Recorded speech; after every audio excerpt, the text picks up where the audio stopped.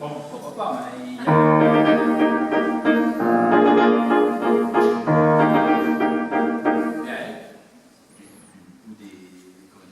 Ou des doigts, on pourrait presque dire, et esquisse simplement, peut-être, essayez de deviner ce que je vais vous jouer, en gros, c'est ça. Donc, une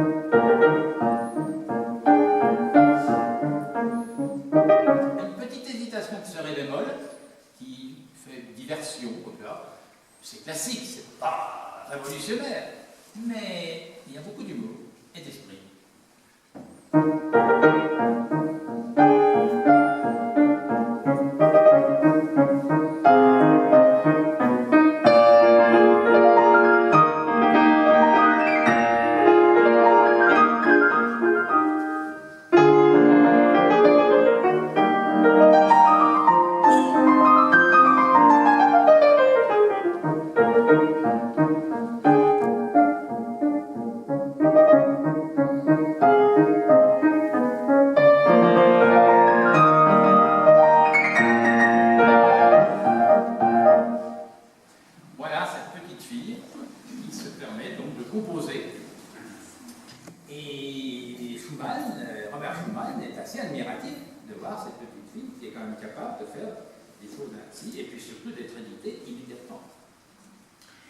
Alors, pour Clara,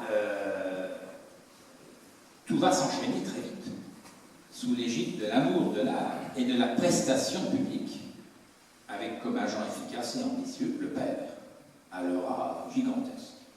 La conquête européenne, une vaste tournée de pianistes-compositrices dans toute l'Allemagne, avec visite obligée et remarquée chez le grand Goethe, qui part de la très artiste Clara Wieck, apprend l'anglais et le français pendant les éreintants voyages en diligence.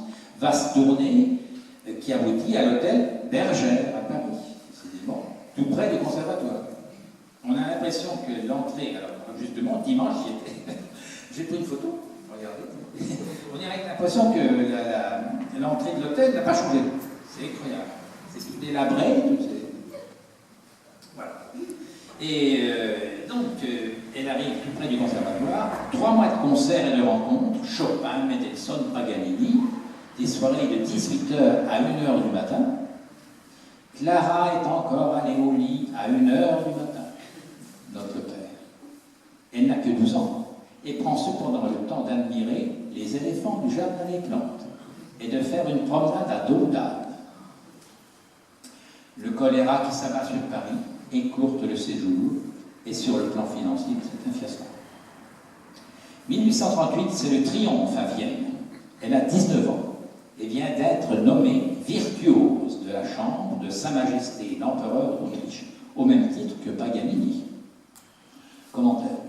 Évidemment, je joue bien, je le sais, mais soulever un tel enthousiasme, ça me dépasse. Entre-temps, au printemps 1835, une autre histoire a commencé.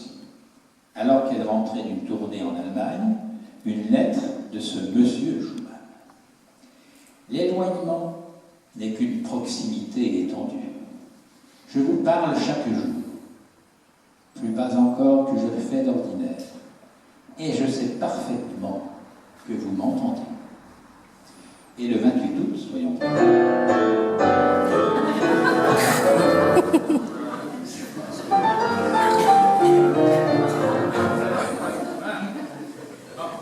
c'était la belle excentrique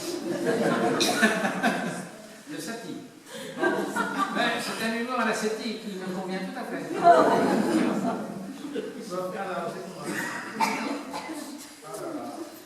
Non, moi je crois qu'il fallait peut-être ça pour...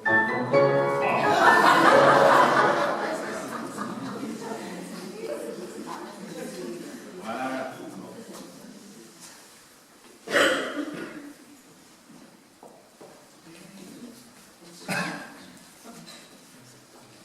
Bien, alors, donc, vous avez entendu, le 28 août, soyons précis, je disais, eh bien, le 28 août, il lui dit « Vous savez combien je vous aime ».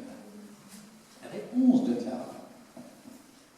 Une réponse musicale qui annonce le dialogue musical exceptionnel que ces deux êtres vont vivre.